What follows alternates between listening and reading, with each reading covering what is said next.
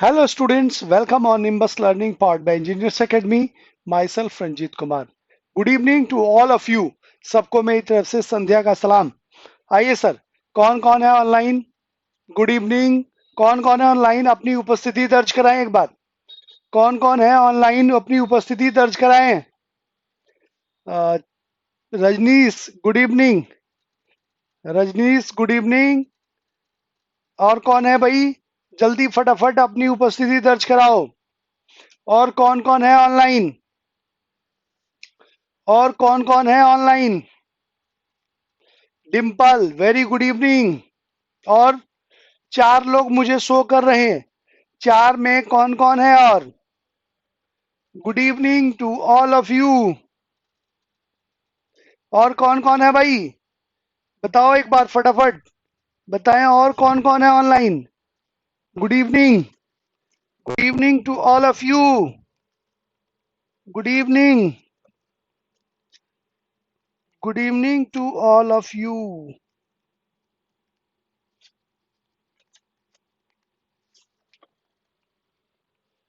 कौन कौन है भाई ऑनलाइन? जल्दी बताओ, जल्दी शो करें, जल्दी अपनी अपनी उपस्थिति दर्ज कराएं। ऑनलाइन कौन कौन है? सब लोग क्लास शुरू करें, जल्दी फटाफट।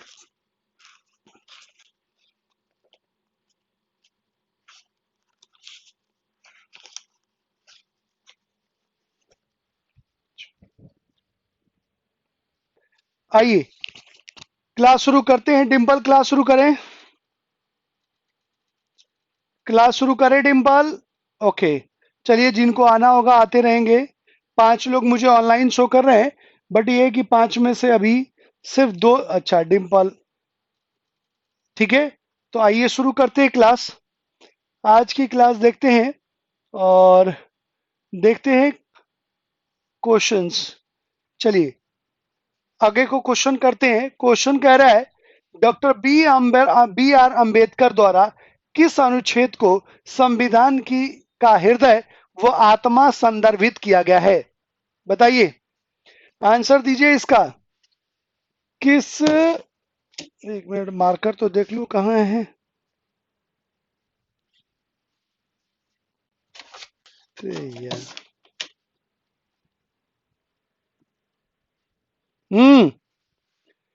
फर्स्ट का राइट आंसर है बी। वेरी गुड सबके। बी आपको मालूम होगा, ये अपन लोग मतलब ऐसे वन अनुच्छेद 32 डिस्कस किया है और वर्बली रोहित और कई लोगों ने बताया था कि सर इसे आत्मा कहते हैं। तो ये जान लीजिएगा कि डॉक्टर बी आर अंबेडकर के द्वारा इसे संविधान की आत्मा और हृदय कहा गया था। ऐसा क्यों जी? ऐसा क्यों कहा गया था? इसलिए क्योंकि जो मौलिक अधिकार हैं वो राज्यों के अगेंस्ट हैं, मतलब राज्य के खिलाफ हैं। जैसे स्वतंत्रता का अधिकार है, समानता का अधिकार है, शोषण के विरुद्ध अधिकार है, धार्मिक स्वतंत्रता का अधिकार है। ये जो अधिकार हमें दिए गए हैं वो राज्य के अंकुश के खिलाफ है। राज्य किसी भी कंडीशन में किसी को बोलने, लिखने, घूमने फिरने, बसने और अपने तरीके से अपना स्वतंत्र रूप से अपना जीवन जीने के लिए उसको रोक नहीं सकता या बाध्य नहीं कर सकता है। तो ये मौलिक अधिकार ऐसे अधिकार दिए गए जो राज्यों को प्रतिबंधित करते हैं हमारे ह्यूमन राइट्स पर, हमारे मानव अधिकार पर। तो कहा गया कि ये जो जो अनुच्छेद 32 है वो कहता है कि भाई अधिकार, मान लो मौलिक अधिकार तो हमने दे दिए लोगों को, लेकिन उसका वायलेशन भी होगा, या तो सरकार करेगी या कोई भी संगठन करेगा। तो उस कंडीशन में अगर उन मौलिक अधिकारों को कोई प्रिवेंट करने वाला, उसको अगर कोई उनका उन मौलिक अधिकारों का कोई हनन करता है तो उससे उनको प्रोटेक्ट करने वाला अगर कोई कानून नहीं होगा तो उन मौलिक अधिकारों का कोई महत्व नहीं है। ठीक है, तो आप देखेंगे इसलिए अनुच्छेद 32 शामिल किया गया। और यहाँ पर डॉक्टर भीमराव अंबेडकर ने कहा कि ये संविधान की आत्मा है, क्योंकि जो अधिकार दिए गए उनसे इनकी रक्षा करता है ये। ठीक है, इसलिए फर्स्ट का राइट आंसर बी। ये ध्यान रखना, कई बार एग्जाम में पूछा जा चुका है। चलिए अगला क्वेश्चन बताइए। भारतीय संविधान में कितने भाग हैं? बताओ, आंसर दीजिए सभी लोग। 2 का। Very good, 22। अभी प्रैक्टिकली तो उस समय 22 थे, बट इस समय ये बढ़ते बढ़ते 25 हो गए। ठीक है। अच्छा, अनुच्छेद किसने कितने हैं जी? आर्टिकल कितने हैं बताओ सब लोग, फटाफट रिप्लाई करो मुझे। आर्टिकल कितने हैं? आर्टिकल, आर्टिकल रिप्लाई करें, आर्टिकल रिप्लाई करें मुझे, कितने हैं अभी? राइट नाउ, राइट नाउ की बात कर रहा हूं मैं। जब बना था उस समय 395 था, अभी कितना है? 448, 448। और आर्टिकल और शेड्यूल 12। देखो, जब हमारा संविधान बन के तैयार हुआ था उस समय 22 भाग, ठीक है, और 395 अनुच्छेद और 8 अनुसूचियां थी, मतलब 8 शेड्यूल्स थे। ठीक है, जब संविधान बन के तैयार हुआ था। बट राइट नाउ अब इस भाग में कई सारे अमेंडमेंट्स हुए हैं, मतलब चेंजेस हुए हैं, और अनुच्छेद में भी कई सारे सब क्लॉज जोड़े हैं। तो मूलतः तो ये है, मतलब 8 की जगह 12 हो गया, मूलतः तो ये है। लेकिन अगर हम उन संशोधन के साथ आगे बढ़े तो ये हम देख सकते हैं 25 भाग, 448 या 449 कह सकते हैं, और 12 अनुसूचियां राइट नाउ एग्जिस्ट कर रही हैं। ठीक है, जब बना था उस समय 8 शेड्यूल थे, बट राइट नाउ अभी 12 शेड्यूल्स हैं। क्लियर हुआ? 12 अनुसूचियां।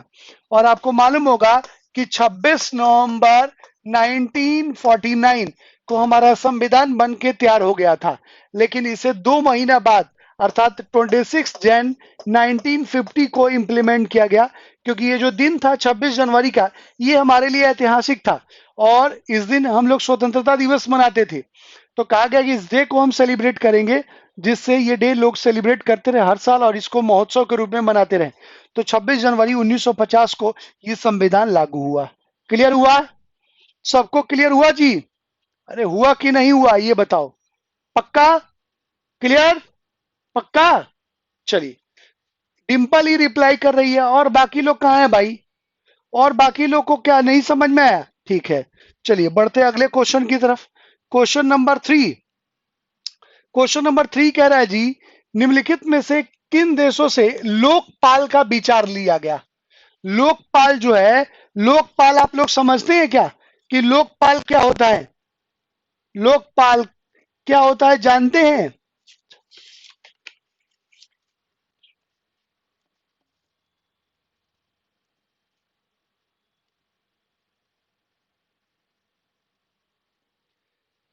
Very good, right answer is C, Sweden. हमने लोकपाल स्वीडन से लिया है। अब आपको लोकपाल मालूम है, एक अन्ना हजारे का भी लोकपाल था, आपको मालूम है ना? अन्ना हजारे का, जानते हो? अन्ना हजारे वाला जो लोकपाल था वो क्या था? मालूम है जी सबको? आंसर तो एक बार रिप्लाई तो करो। No sir. डिम्पल, रोहित तुमको मालूम है? ठीक है, मैं बताता हूं लोकपाल क्या है, और जो अन्ना हजारे ने लोकपाल की मांग करी थी वो क्या था। ध्यान से सुनिएगा, ये इंपॉर्टेंट कॉन्सेप्ट है, ये सभी के लिए इंपॉर्टेंट हो सकता है। ठीक है, अन्ना हजारे ने जो लोकपाल की मांग करी थी वो था कि भाई आप जानते हैं इस समय कि हमारा जो पॉलिटिकल सिस्टम है उसमें बहुत करप्शन है। चाहे वो मंत्री हो, प्राइम मिनिस्टर हो, कोई भी, जितने भी कोई भी सरकार का गठन करता है, ये सभी लोग बहुत बड़ा करप्शन करते हैं। मतलब कोई भी आप देखेंगे काम करने में इनका कमीशन होता है, मंत्री लोगों का, वो कमीशन इनके पास रह जाता है। फिर ठेकेदार का, फिर उसके बाद जो इंजीनियर होता है उसका, हर किसी का कमीशन होता है। तो मान लीजिए किसी किसी चीज की लागत मान लीजिए 5 करोड़ में वो काम कराना है, तो कमीशन बढ़ते बढ़ते आप देखेंगे 60% कमीशन बढ़ जाता है, और 40% पर ही काम होता है। तो वो चीज मान लीजिए कोई हॉस्पिटल बना, कोई रोड बना, डैम बना, वो बन तो गया, लेकिन पता चला कि 50 साल चलने वाला था और 10 साल में या क्या 5 साल में ही टूट के गिर गया। ये होता है।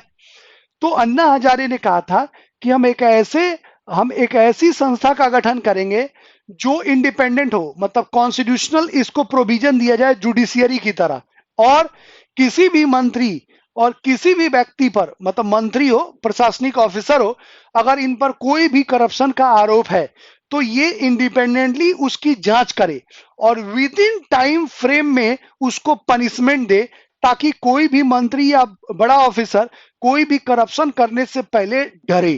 ठीक है, मतलब आप जानते हैं कि जैसे अभी हमारे देश में सीवीसी है, सेंट्रल विजिलेंस कमिश्नर, उसके बाद आप और भी सीबीआई है और भी दूसरे संगठन है जो इनके करप्शन की जांच करती है। लेकिन तब क्या होता है, वो जो जांच करती है उसमें बहुत लंबा टाइम लग जाता है, 2 साल, 5 साल, 10 साल। जैसे आप देख लीजिए, ये कांग्रेस का जो नेता था, क्या ना, पी चिदम्बरम, वो केस कई सालों से चल रहा है। अभी केस में सीबीआई ने अरेस्ट किया, अरेस्ट करने के बाद जेल में गया, और जेल में से फिर छूट के बाहर आराम से मजे से घूम रहे हैं। तो वो इंक्वायरी करने में काफी लंबा टाइम लग जाता है, और उसके बाद उस लंबे टाइम में जो भी सबूत होते हैं, वो ये पॉलिटिकल लीडर्स उस सबूत को या तो खत्म कर देते हैं या मिटा देते हैं। और फिर सीबीआई या ऐसे संगठनों के पास कोई सबूत ही नहीं बचता कि वो कोर्ट में अपना गिल्टी पेश कर उनके खिलाफ कार्रवाई कर सके, और फिर वो पता चलता है कि 5 साल 10 साल बाद बरी हो जाते हैं। जैसे ए राजा का केस था 2G स्पेक्ट्रम में, उसको भी बरी कर दिया कोर्ट ने, क्योंकि कोई एविडेंस ही नहीं मिला। तो ये जो लंबी प्रक्रिया चलती है, उससे एविडेंस भी खत्म हो जाता है, और ये इनको कोई सजा भी नहीं होती है, और फिर ये पाक साफ होकर घूमते फिरते रहते हैं। तो कहा गया कि एक ऐसा लोकपाल बनाया जाए जिसमें प्रधानमंत्री का पद भी शामिल हो, और अलग से एक स्टेचुरी बॉडी बने जो इन पर लगाए गए आरोपों की जांच करे विद इन टाइम फ्रेम में, और सही समय पर इनको पनिशमेंट दे, ताकि कोई भी मंत्री या बड़ा ऑफिसर कोई भी क्राइम करने या कोई भी करप्शन करने से पहले डरे और ईमानदारी से काम करे। समझ में आई बात? तो आप देखेंगे इसी के रिगार्डिंग ये लोकपाल की बात की गई थी। अभी लोकपाल तो है, लेकिन वो पावर नहीं दिए गए हैं जो पावर इन्हें मिलने चाहिए। सर एसटी लोकपाल बना था तब तो पढ़ा था करंट अफेयर में। ठीक है, समझ में आई बात लोकपाल की? जो मैंने बताया वो समझ में आया जी? अरे आया कि नहीं आया? डिम्पल के अलावे रोहित, रजनीश, सबको समझ में आया? क्लियर? कोई दिक्कत इसमें? चलिए, ये बात हो गई, ये हमने स्वीडन से लिया है। चलिए बढ़ते हैं अगले क्वेश्चन की तरफ। अगला क्वेश्चन कह रहा है, क्वेश्चन नंबर 4, निम्नलिखित में से किस देश से न्यायिक समीक्षा, मतलब जुडिशियल रिव्यू, ये क्वेश्चन अपन कर चुके हैं, ये कहां से लिया गया है? राइट आंसर दो, यूएसए। वेरी गुड, ये हमने अमेरिका से लिया है जुडिशियल रिव्यू। अब चलिए एक इस पर सरप्राइज क्वेश्चन, सरप्राइज क्वेश्चन का आंसर दीजिएगा इसके ऊपर। सरप्राइज क्वेश्चन ये है कि जो राष्ट्रपति का जो पद है, उसमें राष्ट्रपति राष्ट्रपति को जो वीटो पावर दिए गए हैं, वीटो पावर, वीटो पावर आप लोगों को बताया था मैंने, उसमें एक वीटो है सस्पेंशन वीटो। ध्यान दीजिएगा, सस्पेंशन वीटो, उसमें राष्ट्रपति क्या कर सकता है? सस्पेंशन वीटो में राष्ट्रपति क्या कर सकता है, बताइएगा? सस्पेंशन वीटो में राष्ट्रपति क्या कर सकता है, बताइएगा? जम उसको पूरी तरह से सस्पेंड कर सकता है, रिव्यू कर सकता है, फ्रीज कर सकता है, या मना कर सकता है, बताइए? बिल्कुल, पुनर्विचार के लिए वापिस भेज सकता है। ठीक है, एक्सेप्ट एक्सेप्ट मनी बिल। चलिए, अब मुझे एक और सवाल का जवाब बताइए। ये सवाल का जवाब तो मिल गया मुझे, ठीक है। अब मुझे एक और सवाल का जवाब बताइए कि राष्ट्रपति, बिल्कुल एपीजे अब्दुल कलाम ने लगाया था उस पर। अब मुझे एक सवाल का जवाब बताओ कि राष्ट्रपति का जो पार्डन राइट्स है, मतलब क्षमा दान का अधिकार, वो किस आर्टिकल में मेंशन किया गया है, बताइएगा? राष्ट्रपति का जो क्षमा दान का अधिकार है, वो किस आर्टिकल में मेंशन है? सभी लोग आंसर दें। वेरी गुड, आर्टिकल 72 में राष्ट्रपति के पार्डन रिगार्डिंग राइट्स मेंशन किए गए हैं। Very good. अब मुझे एक और बताओ, एक और सवाल का सरप्राइज क्वेश्चन का आंसर बताओ कि क्या राष्ट्रपति सैनिक न्यायालय द्वारा दिए गए दंड को माफ कर सकता है? क्या राष्ट्रपति मिलिट्री कोर्ट के द्वारा दिए गए पनिशमेंट में चेंजेस कर सकता है? हाँ या ना में जवाब दीजिएगा। क्या राष्ट्रपति मिलिट्री कोर्ट द्वारा दिए गए पनिशमेंट को माफ कर सकता है क्या? बिल्कुल, अच्छा, राज्यपाल, प्रेसिडेंट का तो आपने बता दिया, हाँ सर। और गवर्नर, गवर्नर कर सकता है क्या? बोलो, गवर्नर कर सकता है क्या? गवर्नर कर सकता है क्या? नहीं। Very good.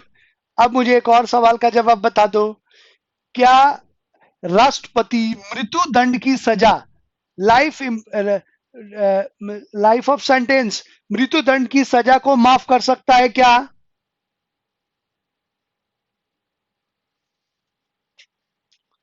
मृत्यु दंड की सजा माफ कर सकता है, बिल्कुल। गवर्नर मृत्यु दंड की सजा माफ कर सकता है?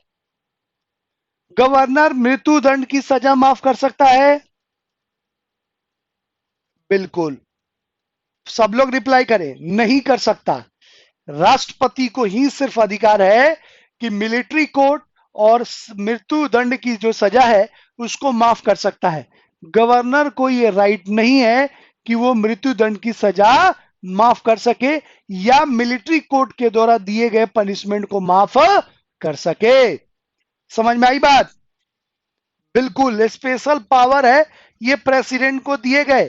ठीक है, स्पेशल पावर इसलिए क्योंकि भाई मान लीजिए जुडिशियरी से 1% मिस्टेक हो जाए और मान लो जुडिशियरी गवाह हम सबूतों के आधार पर मौत की सजा दे दे, लेकिन अगर वो व्यक्ति वाकई में देश और समाज के लिए हितकर है तो उस कंडीशन में राष्ट्रपति को ये विशिष्ट अधिकार दिए गए कि उसको देश और समाज के हित में उस व्यक्ति की पर्सनालिटी को ध्यान में रख के उसको पूरी तरह से सजा से मुक्त कर सकता है। समझ में आई बात? रोहित सर, निर्वाचक मंडल अधूरा होने पर प्रेसिडेंट चुनाव पर कोई प्रभाव नहीं पड़ता। बिल्कुल। निर्वाचक, मान लो एग्जाम के तौर पर किसी विधानसभा में के निर्वाचित सदस्य या विधानसभा का वो चुका हो, क्या बोलते हैं, डिसॉल्व हो चुका हो, तो उस कंडीशन में उसका प्रभाव नहीं पड़ता।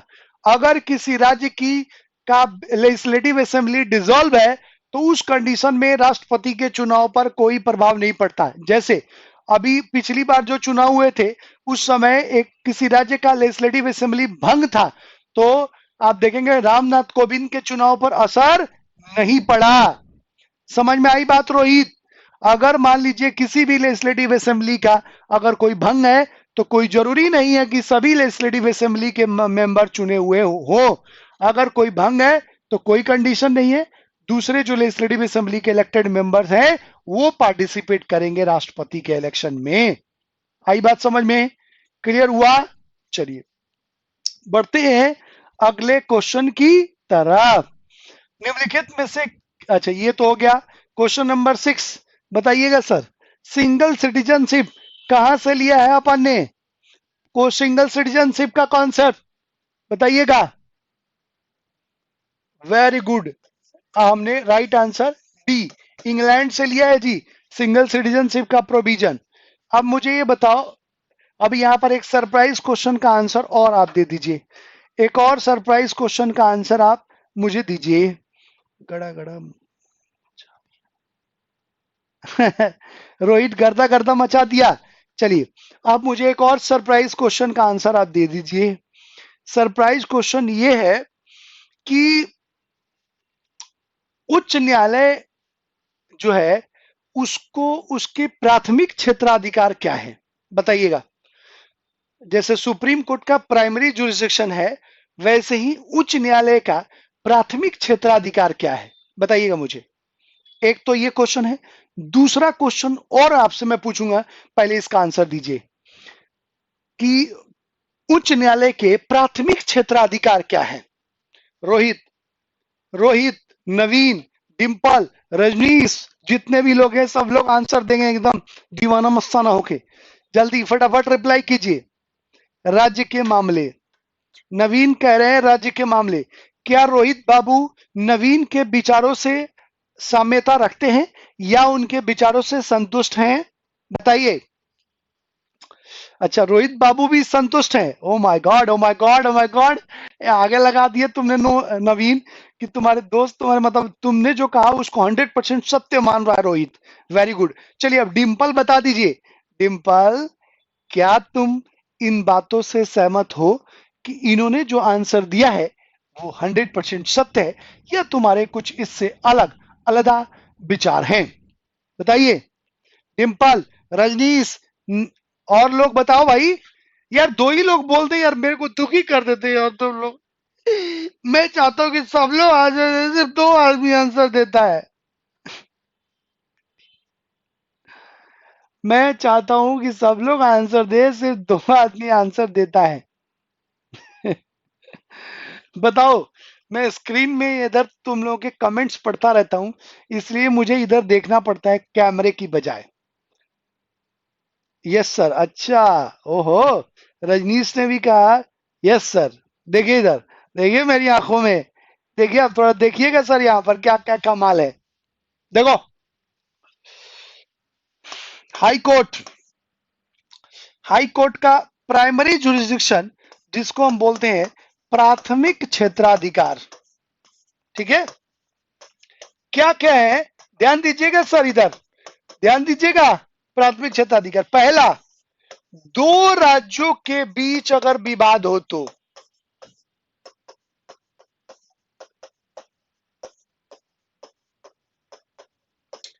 दो राज्यों के बीच विवाद हो तो, ठीक है, पहला। दूसरा, दूसरा पेटेंट, उसके बाद भौगोलिक क्षेत्र,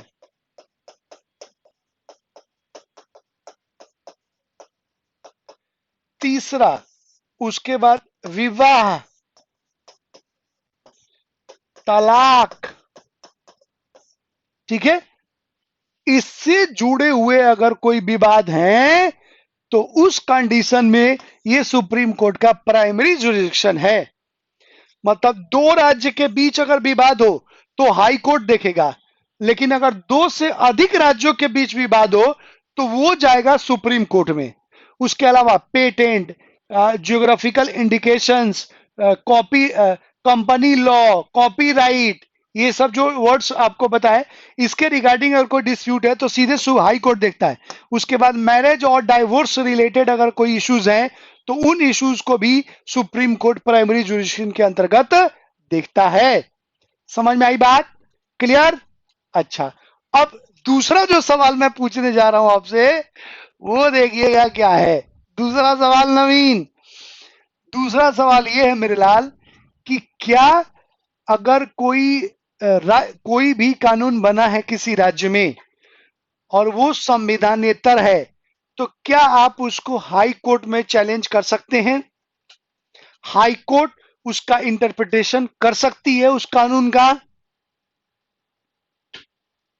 बताओ। अगर मान लीजिए किसी राज्य सरकार ने कोई कानून बनाया और वो कानून संविधान के दायरे में है या है या नहीं, उसके लिए अगर इंटरप्रिटेशन संबंधी अगर कोई बात हो तो क्या वो हाई कोर्ट में उसका इंटरप्रिटेशन हो सकता है?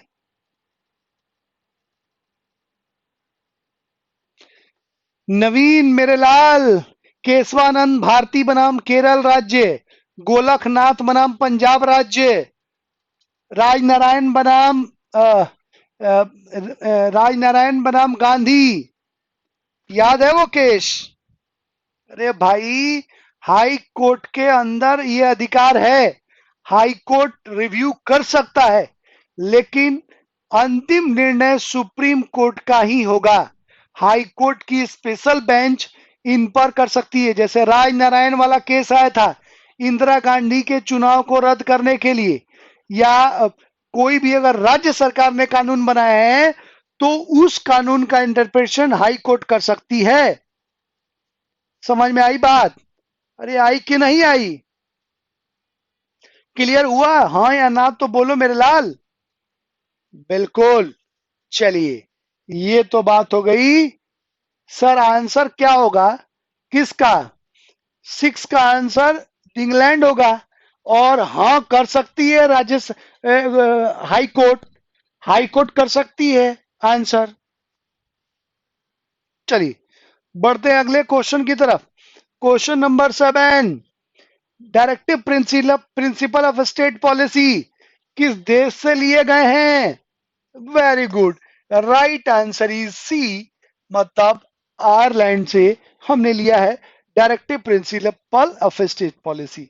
अब यहां बता दीजिए 8 नंबर का आंसर बताइए, 8 नंबर का आंसर बताइए। Question number 8, question number 8। कई जगह सिर्फ रूस लिखा होता है, तो अगर ये नहीं हो तो ये हो जाएगा, अगर ये है तो ये नहीं होगा, क्योंकि उस समय रसिया ब्रेक नहीं हुआ था। 1989 में रसिया ब्रेक हुआ, मतलब सोवियत रूस से दो अलग अलग, बेलारूस और रूस में बढ़ गया।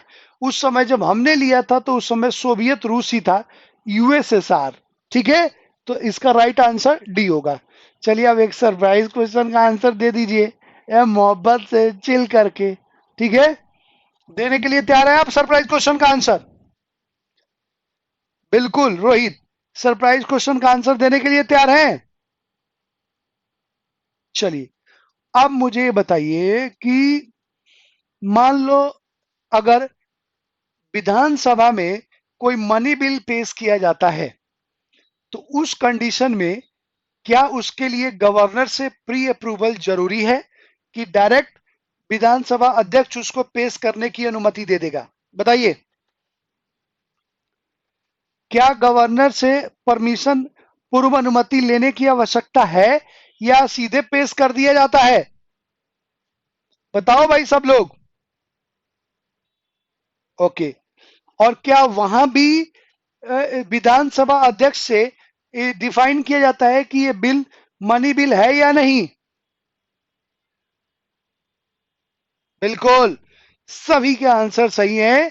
वहां भी सेम प्रोसीजर है जो सेंट्रल गवर्नमेंट का, मतलब सेंट्रल वाले लेजिस्लेशन का है। वहां भी गवर्नर से प्री अप्रूवल लेना मस्ट है। अच्छा चलो एक और सवाल का जवाब बता दो, क्या गवर्नर के पास पॉकेट वीटो का अधिकार है? क्या गवर्नर के पास जेबी वीटो या पॉकेट वीटो का अधिकार है?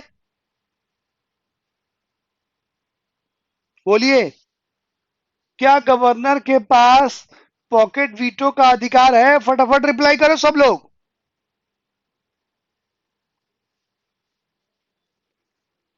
है? नहीं, नहीं है।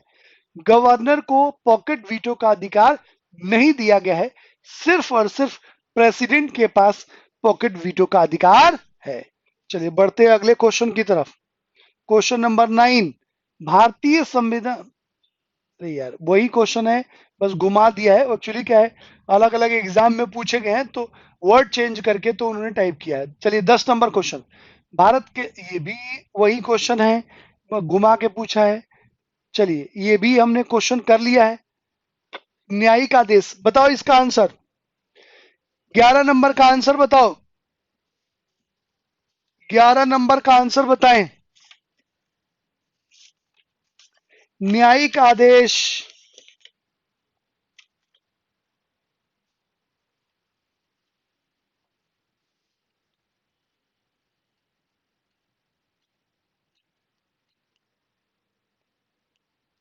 बताओ। रिट नहीं है ये, रिट नहीं है। न्यायिक आदेश या न्यायिक निर्णय आप कह सकते हैं। नहीं, अंग्रेजी में तो रिट लिख रहा है। बिल्कुल रिट है, बिल्कुल रिट बताइए। बिल्कुल बिल्कुल रिट ही है। तो बताइए, writ, there are 5 types of writ, 5 प्रकार के रिट है जी। मालूम है ना कौन कौन, बताया सबको? तो 5 प्रकार के रिट, ये ध्यान रखिएगा। कई बार हिंदी में, एक्चुअली तुम लोगों को एक चीज बताता हूं ध्यान रखना, जो एग्जाम के क्वेश्चंस है ना वो इंग्लिश में सेट होते हैं और उनका ट्रांसलेशन हिंदी में कराया जाता है। तो कई बार अंग्रेजी, आप देखिए पढ़िएगा कि उसमें लिखता है डिक्लेरेशन में कि अगर कोई मात्रा या त्रुटि हुई तो अंग्रेजी वाला जो है वो मान्य होगा। तो इसलिए कभी भी कंफ्यूजन होना, कई बार हिंदी का इतना टिपिकल वर्ड यूज करते हैं या वर्ड में वेरिएशन होता है कि अपन लोग कंफ्यूज हो जाते हैं। तो सीधे इंग्लिश पढ़ना उसका, क्योंकि इंग्लिश में पेपर सेट होता है और इंग्लिश में अगर कोई दोनों में कंफ्यूजन होता है तो इंग्लिश का ही मान्य होता है। तो इसलिए आप ध्यान रखिएगा इस बात का एग्जामिनेशन पॉइंट ऑफ व्यू से मैं आपको ये बात बता रहा हूं कि एग्जाम में भी ये चीजें ध्यान में रखनी है। तो रिट जो है वो होते हैं 5 टाइप्स के, ठीक है बंदी प्रत्यक्षीकरण, उत्प्रेषण, उसके बाद अधिकार परीक्षा, ठीक है, परमादेश, ठीक है, और कौन सा होता है जी? बंदी प्रत्यक्षीकरण, परमादेश, अधिकार परीक्षा, उत्प्रेषण, और एक और कौन सा है? प्रतिषेध लेख। ये 5 तरह के रिट है, इनको आप ध्यान में रखिएगा। चलिए अब 12 नंबर का क्वेश्चन का आंसर बताइए। क्वेश्चन नंबर 12, क्वेश्चन नंबर 12, भारतीय नागरिकता किसके द्वारा दी जाती है? बताइए, भारतीय नागरिकता किसके द्वारा दी जाती है? सब लोग आंसर करो भाई, सिर्फ रोहित ने आंसर किया है, जल्दी आंसर करो। जितेंद्र है, रजनीश है, डिंपल है, नवीन है, ये लोग भी आंसर करें। कोई कंफ्यूजन है तुम लोग को तो बताओ, कोई कंफ्यूजन है? अच्छा, रोहित ने ए बताया है, रजनीश ने सी बताया है। सी कह रहे हैं ये गृह मंत्रालय, ठीक है। चलिए देखिए इधर आंसर देखिए इसका, राइट आंसर ए है बॉस। भारत के राष्ट्रपति के हस्ताक्षर के साथ ही, अप्रूवल के बाद ही किसी भी व्यक्ति को, आप देखेंगे, ये भारत की नागरिकता दी जाती है। बिल्कुल रोहित, आर्टिकल 11 के अनुसार यही बात कही गई है कि भारत के राष्ट्रपति के हस्ताक्षर और उसकी अनुमति के बाद ही किसी भी व्यक्ति को उस देश की नागरिकता दी जाएगी। तो गृह मंत्रालय नहीं होगा, राइट आंसर इज ए है, भारत के राष्ट्रपति। रजनीश क्लियर हुआ? रजनीश क्लियर हुआ? डिंपल क्या हुआ? डिंपल क्या हुआ? डिंपल क्लियर हो गया जी? कोई दिक्कत इसमें? अरे भाई, और लोग क्यों रिप्लाई नहीं करते, क्या दिक्कत हो जाती है? रोहित आप तो कर रहे हैं, बाकी लोग को मैं देखता हूं सो जाते हैं या फिर इंटरनेट में प्रॉब्लम होती है, कहां दिक्कत होती है?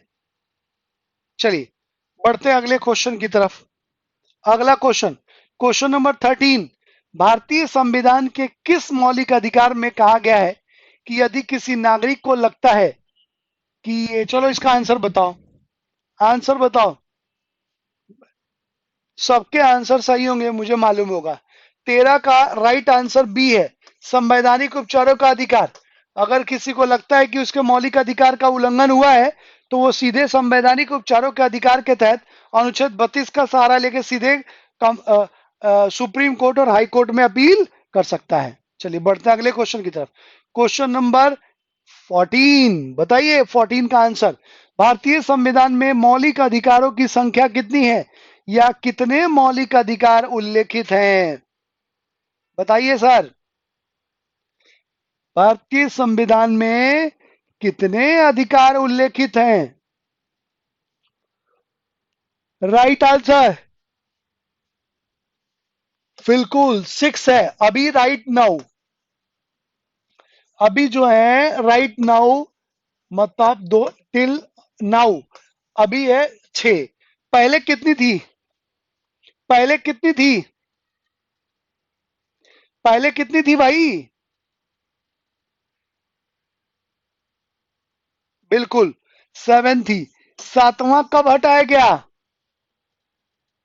बिल्कुल 44th कॉन्स्टिट्यूशन अमेंडमेंट एक्ट 1978 के द्वारा क्या किया गया?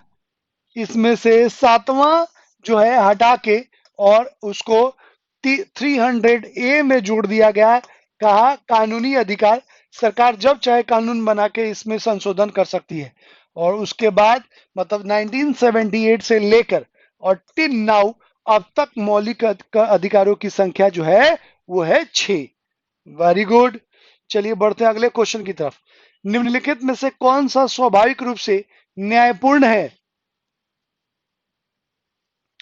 कौन सा स्वाभाविक रूप से न्यायपूर्ण है? बिल्कुल 15 का राइट आंसर सी, मौलिक अधिकार। अगर इसको कोई नहीं मानता है या इसका उल्लंघन करता है तो सीधे सीधे सुप्रीम कोर्ट और हाई कोर्ट में उसके खिलाफ अपील किया जा सकता है। ठीक है, सीधे। बाकी मौलिक कर्तव्य ये न्यायिक स्वाभाविक से न्यायपूर्ण नहीं है, ये भी न्यायपूर्ण नहीं है, और बाकी तो इनमें से कोई नहीं।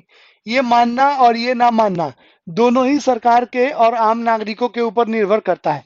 बट मौलिक अधिकार अगर कोई नहीं मानता है या उसको तोड़ने की कोशिश करता है तो वो सीधे आप सुप्रीम कोर्ट और हाई कोर्ट में अपील कर सकते हैं। बताइए।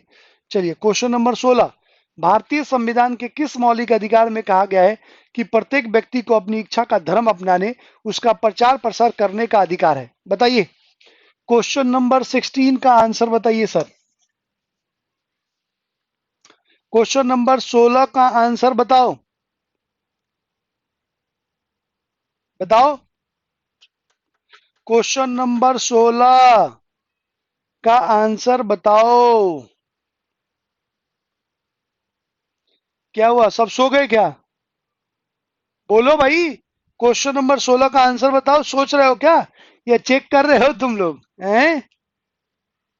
रोहित, रजनीश, डिम्पल, नवीन, आंसर बताइए।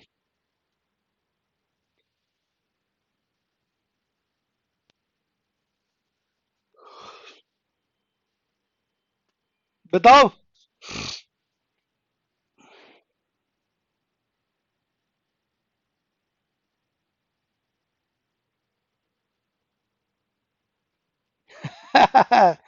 यही तो बात है रवि, रोहित। आज ब्राइटनेस कम हो सकती है क्या? क्या कह रहे हो मेरे लाल जितेंद्र? ब्राइटनेस तो कम ही है। रोहित, तुमको ब्राइटनेस ज्यादा लग रहा है क्या? रोहित, ब्राइटनेस ज्यादा, सोलर राइट। क्या भाई, रोज ब्राइटनेस ज्यादा लग रहा है क्या? जितेंद्र बाबू को ब्राइटनेस ज्यादा लग रहा है। इसलिए डैश डैश दिया है कि कई बार तुम लोग तुक्का भी मारते हो, तुक्का भी मारते हो। तो उस कंडीशन में क्या तुक्का लगाते हैं या सही जवाब देते हैं? आई बात समझ में? अरे क्लियर हुआ? अब आप आइए यहाँ खोपचे में और देखिए इसका आंसर। आर्टिकल 25 से 28 ये है right to freedom of religion, धार्मिक स्वतंत्रता का अधिकार। ठीक है, ये है। अनुच्छेद 25 क्या कहता है जी? तो कहता है अंतःकरण से किसी भी धर्म को मानने, उसके तौर तरीकों को अपनाने और प्रचार प्रसार करने का आपको अधिकार है। अंतःकरण से मतलब दिल से, दिल से रहे। समझ में आ रही है बात? अरे आई कि नहीं आई? अब चलो मुझे एक बात बता दो, एक सवाल का जवाब देना है यहां पर। सवाल का जवाब, सवाल का जवाब चाहिए मुझे कि मेरे को फटफट। क्या सवाल ये है कि मान लो अगर कोई किसी का जबरदस्ती धर्म परिवर्तन कराता है, जैसे आप देखेंगे उधर बांसवाड़ा या कई राज्यों में जो क्रिश्चियन है या मुस्लिम्स हैं वो लव जिहाद करते हैं। मान लो लव जिहाद किस में आया, चलो यही बता दो। लव जिहाद, लव जिहाद समझते हो क्या तुम लोग हैं? क्या रोहित, लव जिहाद मालूम है? लव जिहाद। क्या भाई? अरे यार रिप्लाई तो करो, इतना टाइम। तुम लोग लैपटॉप पे पढ़ते हो कि मोबाइल पे पढ़ते हो? लव जिहाद किस में है ये बताओ मुझे। अच्छा चलो पहले ये बता दो, लव जिहाद मालूम है क्या तुम लोगों को क्या होता है? रोहित, लैपटॉप में पढ़ते हो तो मेरा चेहरा इतना बड़ा बड़ा दिखता होगा उसमें क्लियर, तो फिर उसमें टाइप करने में भी दिक्कत नहीं आती, फिर इतना टाइम क्यों लगाते हो? लव जिहाद मालूम है? नहीं मालूम है? रोहित मालूम है तुमको?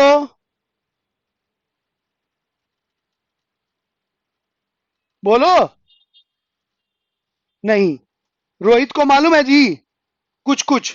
देखिए, लव जिहाद जबर लालच के रूप में धर्म परिवर्तन कराना, या उसको मजबूर करके धर्म परिवर्तन कराना, ये सारी की सारी आर्टिकल 25 में आती है।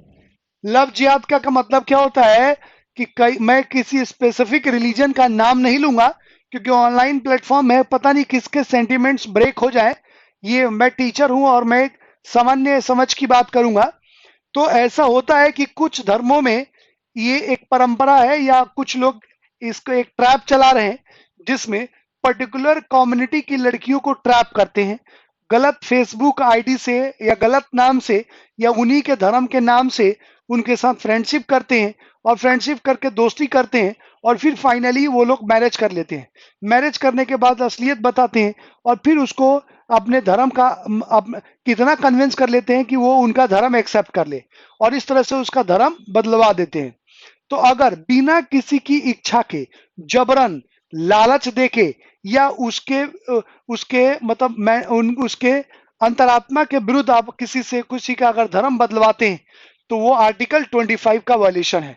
तो लव जिहाद में यही होता है कि लड़कियों को ट्रैप करके और फिर उनको कन्विंस करके और धर्म बदलवा देते हैं। फिर बाद में जब उनको होश आता है कि यार ये क्या कर दिया, मैंने गलत कर दिया, तो कंप्लेन करती हैं। तो फिर उसके खिलाफ, ये आर्टिकल 25 के खिलाफ उनके ऊपर कंप्लेन होता है। ठीक है, तो उसको हम बोलते हैं लव जिहाद।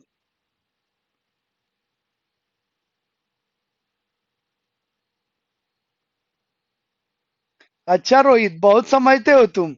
सर, धार्मिक,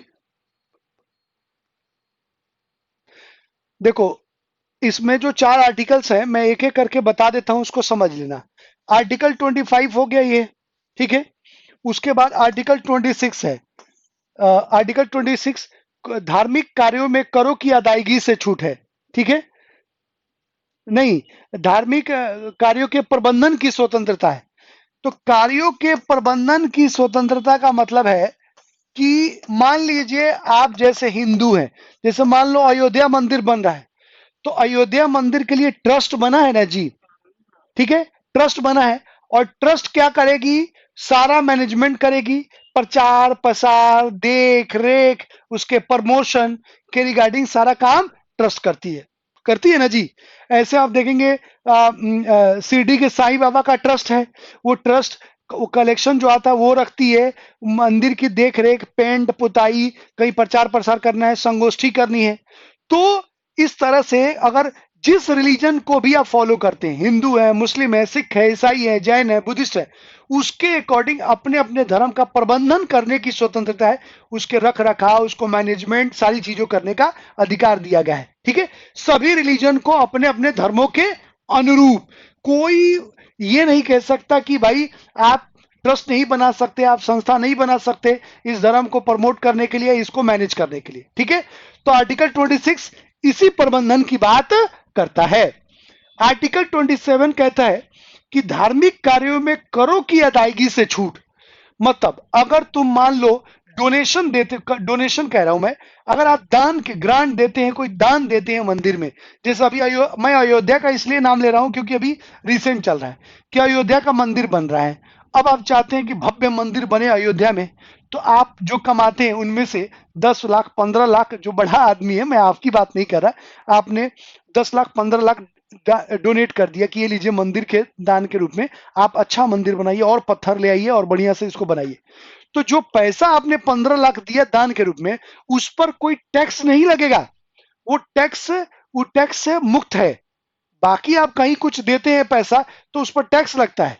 जैसे उपहार कर भी है, उसमें भी आप एक निश्चित सीमा से ज्यादा बड़ा उपहार देंगे तो उस पर आपको उपहार कर देना पड़ेगा। लेकिन यहां पर अगर आप कोई भी अमाउंट पे करते हैं, 1 करोड़ 50 लाख, तो उस पर कोई भी टैक्स नहीं देना पड़ेगा। समझ में आई बात? क्लियर हुआ यहां तक? ठीक है, ये हो गया आर्टिकल 26। आर्टिकल 27 मैंने बता दिया, और आर्टिकल 28 बता रहा है कि राजकीय शिक्षण संस्थानों में, मतलब सरकार के द्वारा संचालित जो शिक्षण संस्थान है, उसमें धार्मिक शिक्षा पर प्रतिबंध है। मतलब किसी भी गवर्नमेंट एजुकेशनल इंस्टीट्यूट में किसी भी तरह की धार्मिक शिक्षा नहीं दी जाएगी। जैसे एग्जांपल बता रहा हूं, तुम लोग स्कूल में पढ़ते थे, अब मान लो प्रार्थना होती है सुबह, तो प्रार्थना सरस्वती जी की होती है। अब मान लो कोई उसमें मुस्लिम बच्चा है, सिख है, जैन है, बुद्धिस्ट है, वो सरस्वती जी की आराधना नहीं करना चाहता, तो वो निकल के बाहर चला जाता है, उधर बैठ जाता है। बैठ जाता है ना जी। तो उसको हेडमास्टर या प्रिंसिपल मजबूर नहीं कर सकता कि तुमको प्रार्थना गाना ही है गाना। अगर ऐसा करता है तो आर्टिकल, इसी आर्टिकल का वायलेशन होगा, आर्टिकल 28 का। उसको अधिकार है। अगर लड़का अल्पवयस्क है तो बिना उसके पेरेंट्स से पूछे आप किसी धार्मिक कार्य में उसको इन्वॉल्व नहीं कर सकते। और लड़का एडल्ट है तो उसकी इच्छा पर निर्भर करता है कि वो ऐसे धार्मिक कार्यों में पार्टिसिपेट करना चाहता है या नहीं। अरे भाई साहब, रोहित, ये जो बाबा वाला काम है ना, इतना मस्त है कि तुमको क्या बताऊं। आपको मालूम है, ये शिरडी के साईं बाबा और सिद्धि विनायक के एक एक बाबा की सैलरी 5-5 करोड़ रुपए है। 5-5 करोड़। और इतना चढ़ावा जाता है कि नोट काउंट करने वाली मशीन जल जाती है। और सोने चांदी तो तौलते हैं ये लोग, इतना लोग चढ़ावा करते हैं। और एक एक बाबा की 5-5 रोल्स रॉयस कारें और एकदम अल्टीमेट लग्जरी घर रखा है। बाबा दिन भर अपना घंटी डोलाते हैं, पूजा पाठ करते हैं। और शाम को नीचे गए बेसमेंट में, और वो गेरुआ बस उतरा, जिग जैग वाला पहना, और कहते ले चल 5 स्टार होटल में। वहां गए 5 स्टार होटल में, मस्त खंबा निकाला और एकदम टुल होके पिया और रात भर उड़ाया एकदम 10-11 बजे तक।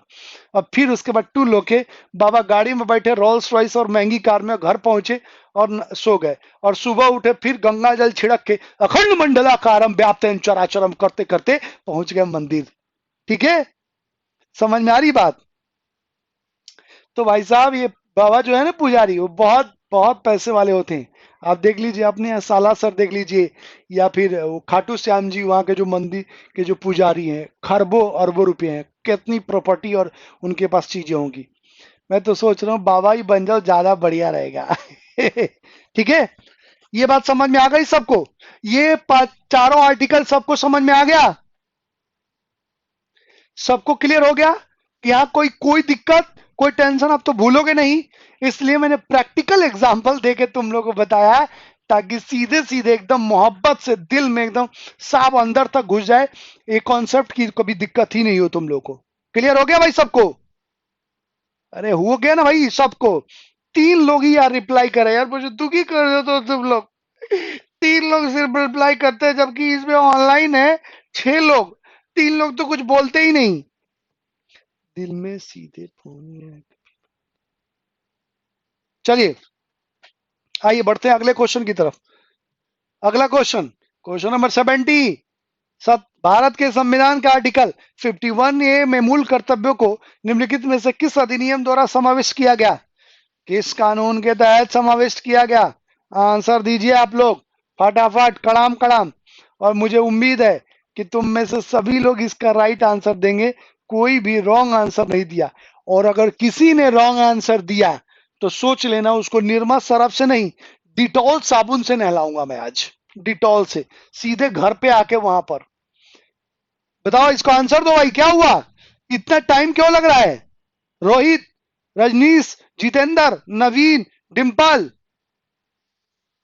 नहीं मतलब सवाल देखने और जवाब देने में इतना टाइम, वो भी इतना इजी क्वेश्चन।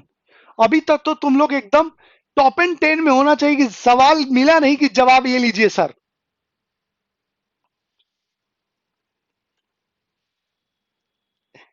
क्या भाई, सही है आंसर? लगा दें इस पर, टिक लगा दें? बिल्कुल। आर्टिकल 50, ओहो, आर्टिकल 51A, ये भी ध्यान रखना है। पार्ट 4A और आर्टिकल 51A है, ये दोनों ही ध्यान रखना है। ए दोनों में, ये तो डायरेक्टिव प्रिंसिपल था, इसमें ए जोड़ दिया। ये भी डायरेक्टिव प्रिंसिपल का आर्टिकल था, इसमें ए जोड़ दिया। और ये अमेंडमेंट है कौन सा? तो 42वां। और ईयर क्या है? 1976। मेरे लालों, ये 4 बातें हमेशा ध्यान रखना। और चौथी बात कौन सी ध्यान रखना?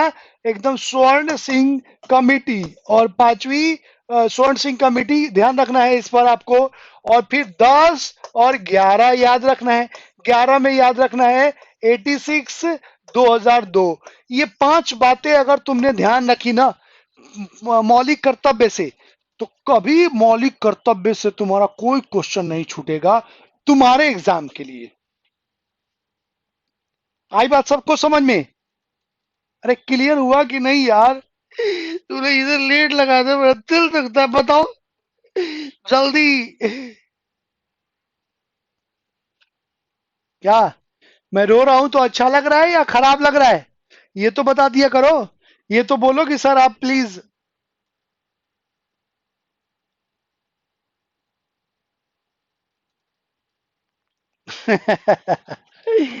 ये सब मेरे लाल तुम लोगों के लिए है। ये हंसी के फुब्बारे, ये आंसू, ये रोने वाला चेहरा, ताकि कम से कम ये याद रहे कि सर इस पर रो रहे थे, तो उसकी वजह से याद रहे। तो ये जितनी भी एक्टिविटी मैं कर रहा हूं, ये नाच गाना, मतलब मैं ही यहाँ इस फिल्म का हीरो भी हूँ, हीरोइन भी हूँ, विलेन भी हूँ, और कॉमेडियन भी हूँ। तो मैं चाहता हूं कि ये जो है, ये सारी चीजें इसलिए कर रहा हूं ताकि आप बस इसको पूरी तरह से आप घोल के पी जाएं, और एग्जाम आए तो सब फाड़ के रख दें। और जिस दिन तुमने एग्जाम दे के क्वालिफाई कर लिया ना, तुमसे ज्यादा मुझे खुशी होगी। और आपको मालूम है, एक छोटी सी कहानी सुनाता हूँ, गुरु जी की, समझ में आ जाएगा।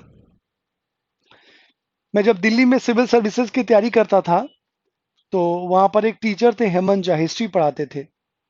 बेचारे उन्होंने 3 बार इंटरव्यू दिया, लेकिन उनका तीनों बार इंटरव्यू हुआ, लेकिन सिलेक्शन फाइनल नहीं हुआ। फिर उसके बाद बहुत डिप्रेशन में आ गए। तो उसके बाद डिप्रेशन के बाद पढ़ाना शुरू किया उन्होंने। पढ़ाते पढ़ाते रहे, बहुत बच्चे पढ़ा के उन्होंने क्वालिफाई कर दिए। तो एक बार राजस्थान से ही कुछ बच्चों ने, जो उनके पढ़ाए हुए थे, क्वालिफाइड थे, उन्होंने उनका वेलकम करने के लिए गवर्नर से परमिशन लेके हेलीकॉप्टर इशू करवाया, और दिल्ली से उनको हेलीकॉप्टर से बुलवाया जयपुर, मतलब जयपुर, और रेड कारपेट वेलकम किया। तो हेलीकॉप्टर से उतरे और रेड कारपेट के थ्रू स्टेज पर आए। सारे बच्चे जिनको पढ़ाया था वो सब उस दिन उपस्थित थे। तो पूरा स्वागत वागत हुआ। उसके बाद बच्चे अपने बच्चे गुरुजी के बारे में कहने के बाद गुरुजी को माइक दिया कि गुरुजी आप भी 2 4 शब्द कहें बच्चों के लिए, उनके इंस्पिरेशन के लिए। तो माइक पकड़ते ही वो रोने लगे। तो बच्चे जो उनको बुलाया था जिन्होंने, वो सब देख के हैरत रह गए। गुरुजी ये क्या कर दिया आपने, क्या हो गया, हमसे कोई गलती हुई तो माफ करें। बोले मैं इसलिए नहीं रो रहा हूं कि कोई गलती हुई है, बस इसलिए रो रहा हूं कि शायद आज ये जो दिन देख रहा हूं, वो मैं जीवन में फिर दोबारा कभी देख नहीं पाता, अगर मैं शायद आईएएस बन जाता तो उस दिन उन्होंने बताया था कि लास्ट अटेम्प्ट में जब वो पास नहीं हुए थे, तो उन्होंने 3 बार सुसाइड अटेम्प्ट किया था मरने के लिए। एक बार चूहे वाली दवा खाई थी, तो रात को खाया, सुबह जग गए, मरे ही नहीं, शूट कर गया। दूसरी बार उन्होंने पंखे से लटक के करने की कोशिश की, तो हैवी वेट था, तो पंखा ही टूट के गिर गया। तीसरी बार एक नदी में डूबने की कोशिश करी, तो लोगों ने बचा लिया उनको। ठीक है। उस दिन उन्होंने बताया कि भाई साहब मैंने 3 बार अटेम्प्ट किए, लेकिन तीनों बार मैं बच गया। तब मैंने सोचा था कि भगवान मुझे क्यों बार बार बचा रहा है। शायद वो दिन आज, आज का दिन मुझे याद आ रहा है कि शायद भगवान ने मुझे इसलिए रोका ताकि मैं दूसरों के भविष्य को संवार सकूं, इसलिए मुझे भगवान ने बचाया, नहीं तो मैं मर चुका होता। तो वो सब कह के, तो बच्चों ने फिर उनकी स्टोरी सुन के बहुत इंस्पायर हुए।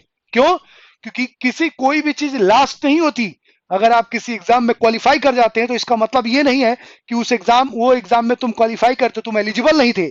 तुम एलिजिबल थे, लेकिन वो तुम्हारे लायक नहीं था। उससे भी बेहतर तुम्हारी लाइफ में कुछ है जो तुमको मिल के रहेगा।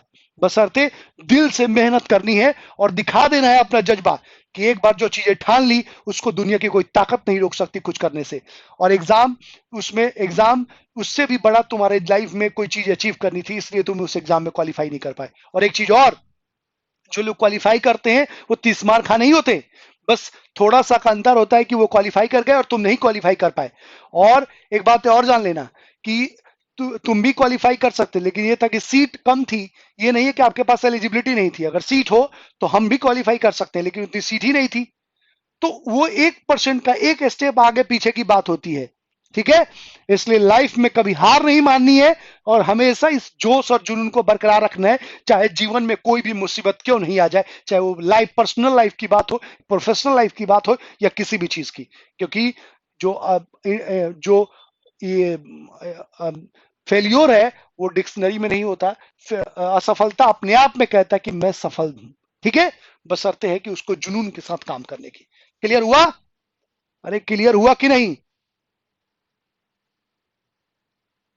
सर बंगाली सिंगर क्या लिखते हो तुम? ठीक है। चलिए, बढ़ते हैं अगले क्वेश्चन की तरफ। अगला क्वेश्चन, क्वेश्चन नंबर 18। कौन सा अनुच्छेद प्रत्येक नागरिक के मौलिक कर्तव्यों को निर्दिष्ट करता है? बताइए, उसी से जुड़ा हुआ प्रश्न है। मुझे पूरी उम्मीद है कि जोश के साथ तुम आंसर दोगे। Very good, right answer C, ध्यान रखना है इसका। चलिए बढ़ते अगले क्वेश्चन। मूल कर्तव्य इसके द्वारा स्थापित किए गए। यार ये तो हमने किया ही है, अभी कर लिया उसी का, 42वें संविधान संशोधन 1976 द्वारा। ठीक है, चलिए बढ़ते अगले क्वेश्चन के। भारतीय संविधान के किस निम्नलिखित में नाम से मौलिक कर्तव्यों का उल्लेख है? अब ये पार्ट की बात कर रहा है, बताओ आंसर इसका। बिल्कुल 4A, ठीक है, 4A में मेंशन है। चलिए बढ़ते हैं अगले क्वेश्चन की तरफ। अब इनमें से बताओ, निम्नलिखित में से कौन सा मौलिक कर्तव्य के अंतर्गत नहीं आता? बताइए।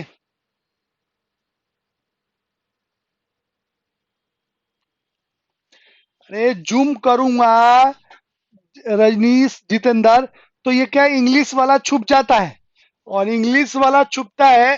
कल मैं, ध्यान रखना तुम लोग, कल बताना मेरे को। अब दिखा? अब दिख रहा है?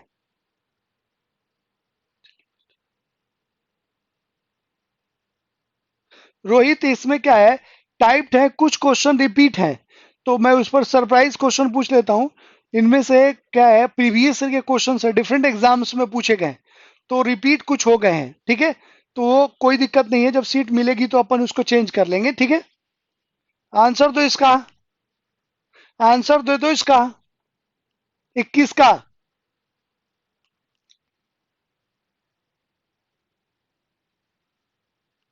21 का, very good, right answer D, अभिव्यक्ति की स्वतंत्रता का संरक्षण। चलिए इस पर आप सरप्राइज क्वेश्चन का आंसर दीजिएगा, सरप्राइज क्वेश्चन का आंसर दीजिएगा इस पर। क्योंकि ये क्वेश्चन पूछा है। चलिए मैं बोलता हूं, सरप्राइज क्वेश्चन का आंसर दीजिएगा सर। सरप्राइज क्वेश्चन ये है कि अल्पसंख्यकों अल्पसंख्यकों को कुछ अधिकार दिए गए हैं, वो किस आर्टिकल में मेंशन है? बताओ। अल्पसंख्यकों को कुछ अधिकार दिए गए हैं, वो किस आर्टिकल में है? अल्पसंख्यकों को कुछ अधिकार दिए गए हैं, वो किस आर्टिकल में है? बताइए। माइनॉरिटीज को कुछ अधिकार दिए गए हैं, वो किस आर्टिकल में है?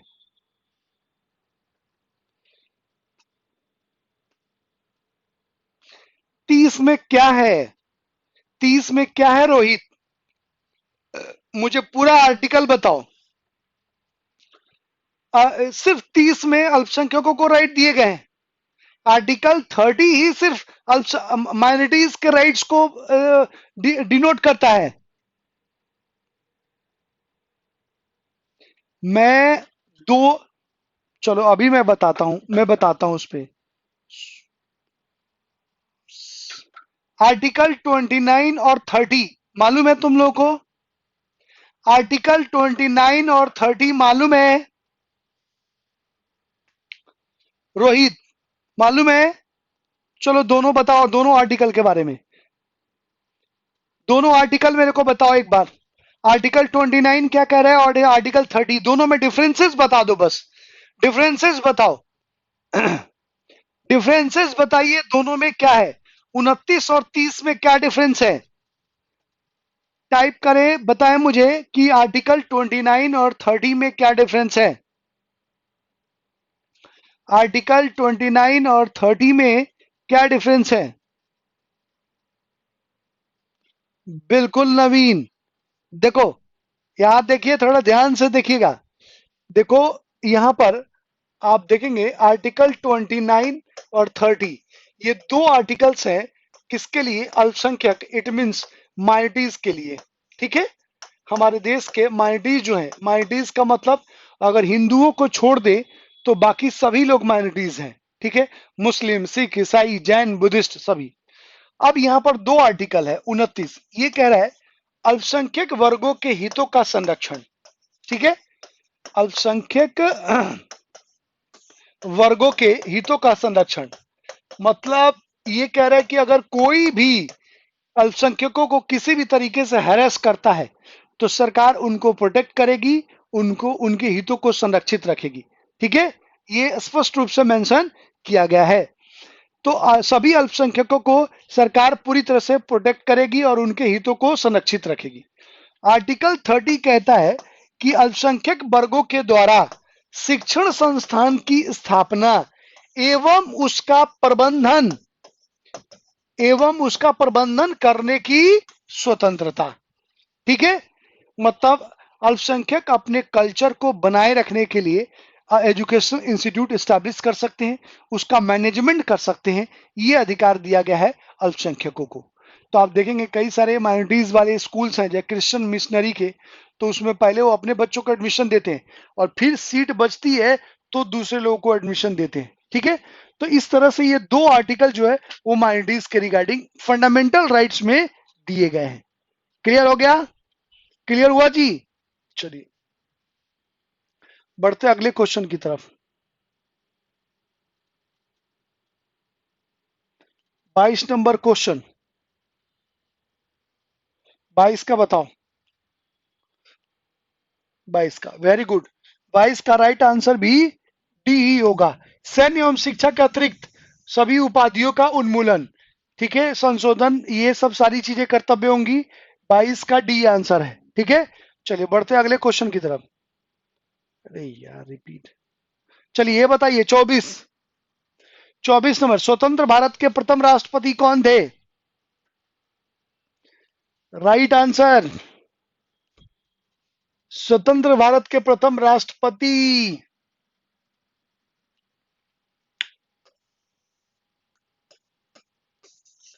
डॉक्टर राजेंद्र प्रसाद। बिल्कुल 62 तक रहे। अब मुझे ये बता दो, डॉक्टर राजेंद्र प्रसाद संविधान से पहले भी किसी समिति के अध्यक्ष थे, किस किस के थे बताना। डॉक्टर राजेंद्र प्रसाद संविधान बनने से पहले भी, मतलब संविधान जब निर्मित हो रहा था तो उस समय भी अध्यक्ष थे, किसके किसके अध्यक्ष थे बताइए।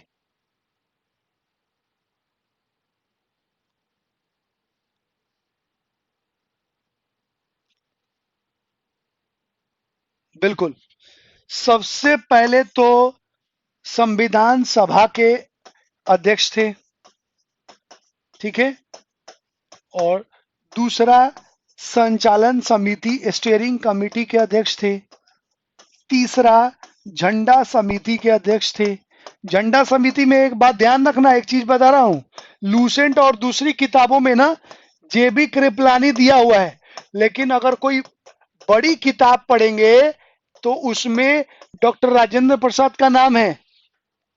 ठीक है, ये बात ध्यान रखना, बता रहा हूं मैं तुम लोगों को। जो बड़े राइटर्स की किताब है ना उसमें झंडा समिति में जेबी कृपलानी की जगह ये डॉक्टर राजेंद्र प्रसाद का नाम है। और यहाँ पर और जेबी कई छोटी जो किताबें हैं जैसे लूसेंट वगैरह है तो उनमें, अब बता रहा हूं रोहित, उसमें क्या करना है कि मान लो अगर दोनों ऑप्शन है, दोनों ऑप्शन, हालांकि दोनों ऑप्शन तो आएंगे नहीं, जेबी कृपलानी नहीं है राजेंद्र प्रसाद है तो राजेंद्र प्रसाद पर लगाना, और दोनों ही ऑप्शन है तो राजेंद्र प्रसाद पर लगाना। और अगर एक कोई है तो कंफर्म ही है, राजेंद्र प्रसाद नहीं है जेबी कृपलानी है तो वो लगा देना। क्लियर? तो ये ध्यान में आप रखिएगा। ठीक है, क्लियर हुआ? लूसेंट में जेबी कृपलानी दिया है लेकिन बड़ी किताबें जो है ना उनमें डॉक्टर राजेंद्र प्रसाद है। तो वो तीन चीज, संविधान सभा के अध्यक्ष थे, संचालन समिति के अध्यक्ष थे, झंडा समिति के अध्यक्ष थे डॉक्टर राजेंद्र प्रसाद। ठीक है, चलिए आगे बढ़ते हैं अगले क्वेश्चन की तरफ। अब मुझे ये बताओ कि नेशनल एंथम को कब एक्सेप्ट किया गया एज ए नेशनल एंथम संविधान सभा के द्वारा? बताओ, राष्ट्रगान को कब एक्सेप्ट किया गया एज ए राष्ट्रगान संविधान सभा द्वारा?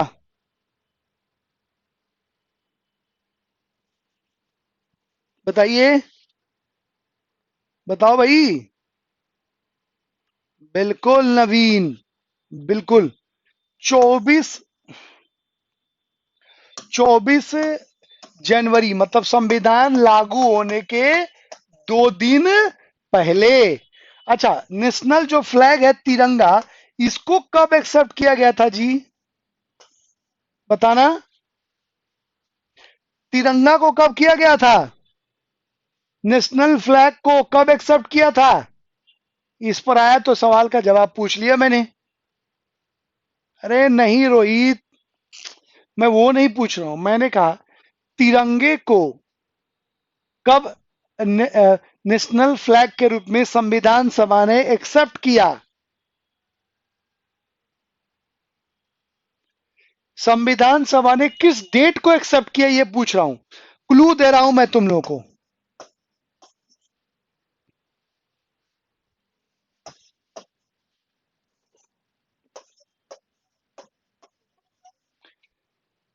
दो क्लू दे दिया मैंने। 22 जुलाई 1947 को हमने तिरंगे को एक्सेप्ट किया था, ठीक है? नहीं, तिरंगे को एक्सेप्ट किया था कि ये हमारा तिरंगा होगा, ठीक है? चलिए बढ़ते हैं अगले क्वेश्चन की तरफ। अगला question, question number 25। Question number 25, answer दीजिए। क्वेश्चन नंबर 25, क्वेश्चन नंबर 25 का आंसर दीजिए। क्वेश्चन नंबर 25 का आंसर दीजिए। भारत का राष्ट्रपति किसके द्वारा चुना जाता है? भारत का राष्ट्रपति, वेरी गुड, बी, निर्वाचक मंडल के द्वारा। अब ये जो निर्वाचक मंडल होता है इसमें कौन कौन होता है जी? चलो ये बता दो कितने लोग शामिल होते हैं, मतलब ग्रुप का नाम बता दो, 1 2 3 4 5 6, कितने लोग शामिल होते हैं? ग्रुप का नाम बताइए। निर्वाचक मंडल में कितने लोग शामिल होते हैं, ग्रुप का नाम बताओ। 1 2 3 4, वेरी गुड डिम्पल। चार में कौन कौन, टाइप करके बताओ एक बार। चार में कौन कौन, चार में कौन कौन, कौन कौन मनोनीत या इलेक्टेड? चार में कौन कौन, लोकसभा राज्यसभा लेजिस्लेटिव असेंबली, और चौथा कौन? चौथा कौन डिम्पल, चौथा कौन? चलो अब यहां पर एक और सवाल का जवाब बताओ। यूटीज पार्टिसिपेट नहीं करती। अब एक चीज और बता दूं, यूटी और राज्य में अंतर है। यूटी का मतलब होता है यूनियन टेरिटरी, जो केंद्र सरकार के द्वारा डायरेक्ट शासित किया जाता है, अर्थात वहां पर ना ही इतनी पॉपुलेशन है कि वहां पर हम लेजिस्लेटिव असेंबली का फॉर्म कर सके और उसको स्टेट का दर्जा दे सके। लेकिन दो यूटीज ऐसे हैं जो यूटीज होते हुए भी वहां पर लेजिस्लेटिव असेंबली भी है और चीफ मिनिस्टर भी है, और वो है सिर्फ दिल्ली और पुदुचेरी। अब यहां पर आपको एक सवाल का जवाब बताना है मुझे, एक इंपॉर्टेंट सवाल का जवाब। मैंने कहा कि दिल्ली और पुदुचेरी पार्टिसिपेट करते हैं राष्ट्रपति के इलेक्शन में, उसके बाद लेजिस्लेटिव असेंबली के, और फिर यहां पर राज्यसभा के, और फिर यहां लोकसभा के, ठीक है? ये चार लोग, और ये सारे के सारे इलेक्टेड होते हैं, नॉट नॉमिनेटेड। नॉमिनेटेड लोग पार्टिसिपेट नहीं करते। अब यहां पर जो आपको सवाल का जवाब देना है वो ये है कि पहले दिल्ली और पुदुचेरी राष्ट्रपति के इलेक्शन में पार्टिसिपेट नहीं करते थे, दिल्ली और पुदुचेरी विधानसभा के इलेक्टेड मेंबर। इनको कब शामिल किया गया है राष्ट्रपति के निर्वाचक मंडल में? वो अमेंडमेंट बताओ मेरे को, बताइए, बताइए सर। बहुत बढ़िया क्वेश्चन है और एग्जाम में पूछा है क्वेश्चन, सरप्राइज क्वेश्चन है ये आपके लिए। बताइए, दिल्ली और पुदुचेरी को कब शामिल किया गया प्रेसिडेंट के इलेक्टोरल बोर्ड में? इसका आंसर अपने को देना है, विथ ईयर बताना है आपको। और लोग बताएं, क्या और लोग रोहित के विचारों से सहमत हैं? क्या और लोग रोहित के विचारों से सहमत हैं कि 70 कॉन्स्टिट्यूशन अमेंडमेंट है 92 का, जिसके तहत इनको शामिल किया गया, या 69 है या 71 है? बताइए, जल्दी बताओ, और लोग बताइए, मैं वेट कर रहा हूं। सभी लोग सहमत हैं? वेरी गुड, बिल्कुल। 70वां संविधान संशोधन था बॉस, 1992, और इसी एक्ट के प्रोविजन के तहत संशोधन करके दिल्ली और पुदुचेरी विधानसभा के सदस्यों को भी राष्ट्रपति के निर्वाचक मंडल में शामिल करने की परमिशन दी गई। तो ये भी आप ध्यान में रखिएगा, ये इंपॉर्टेंट है। क्लियर? चलिए बढ़ते हैं अगले क्वेश्चन की तरफ। अगला क्वेश्चन, क्वेश्चन नंबर 26, आंसर दीजिए। क्वेश्चन नंबर 26 का आंसर दीजिए। क्वेश्चन नंबर 26 का आंसर दीजिए। मृत्युदंड के मामले में क्षमा देने का अधिकार किसको है? सबको पता होगा, मैंने अभी बात करी इस पर। अच्छा चलो एक सवाल का जवाब बता दो मेरे को यहां पर। ये तो आपने बता दिया कि राष्ट्रपति को क्षमादान का अधिकार है, चाहे वो सुप्रीम कोर्ट के द्वारा दिया गया, मतलब कोर्ट के द्वारा दिया गया हो, चाहे वो मिलिट्री कोर्ट के द्वारा दिया गया हो। ठीक है, ठीक है, ये तो समझ में आ गया। अब मान लीजिए राष्ट्रपति ने किसी को क्षमादान दिया है, ठीक है, तो क्या वो रिव्यू हो सकता है? क्या कोर्ट उसको, सुप्रीम कोर्ट रिव्यू कर सकती है क्या? हाँ या ना?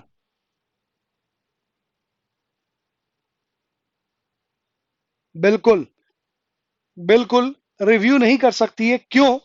क्योंकि सुप्रीम कोर्ट के द्वारा डिसीजन दिए गए डिसीजन के बाद, मतलब एक एट लास्ट स्टेज है प्रेसिडेंट का। जैसे याद होगा तुम लोगों को कि अभी ये जो, अरे दिल्ली में वो कौन सा रेप कांड हुआ था, क्या नाम था उसका?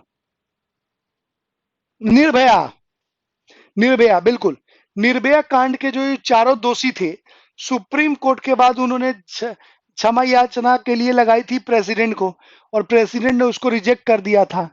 हाँ, रिजेक्ट करने के बाद उन्होंने सुप्रीम कोर्ट में लगा दिया था कि इतनी जल्दी उन्होंने कैसे रिजेक्ट कर दिया। ये याद होगा तुमको कि उन्होंने इतनी जल्दी, प्रेसिडेंट ने कैसे रिजेक्ट कर दिया था।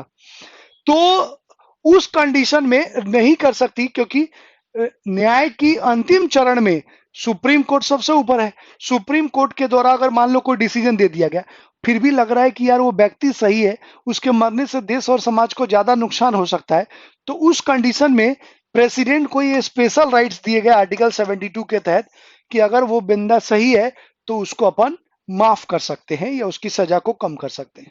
ठीक है, चलिए, तो ये तो बात हो गई। चलिए बढ़ते हैं अगले क्वेश्चन की तरफ।